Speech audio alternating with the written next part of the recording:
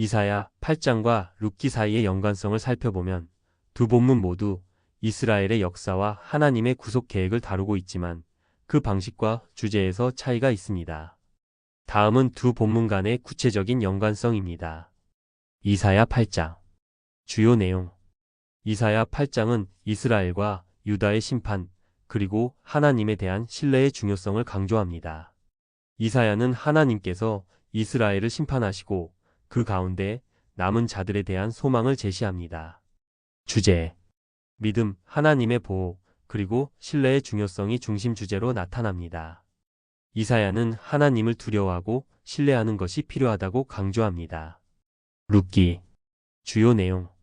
룻기는 모압 여인 룻이 시어머니 나오미와 함께 이스라엘로 돌아가고 보아스와의 만남을 통해 구속을 받는 이야기를 담고 있습니다. 이 이야기는 개인의 충성과 하나님의 섭리를 보여줍니다. 주제.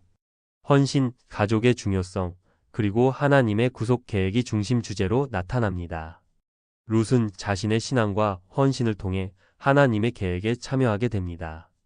이사야 8장과 룻기의 연관성. 하나님의 구속 계획. 이사야 8장은 이스라엘의 심판 속에서도 남은 자들에 대한 구원의 소망을 제시하며 룻기는 개인의 충성과 헌신을 통해 하나님의 구속 계획이 어떻게 이루어지는지를 보여줍니다. 두 본문 모두 하나님의 구속이 이루어지는 과정을 강조합니다. 신뢰와 헌신.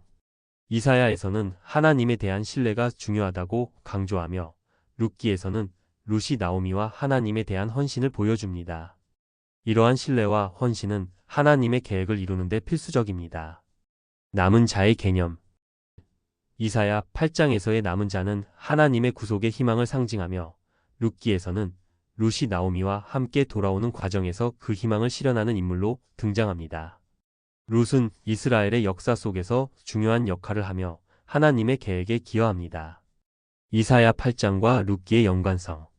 이사야 8장과 룻기는 각각의 상황에서 하나님의 구원 계획, 믿음의 공동체, 그리고 이방인에 대한 포용을 강조합니다. 두 본문은 하나님의 신실함과 구원의 역사가 어떻게 개인과 공동체를 통해 이루어지는지를 잘 보여줍니다.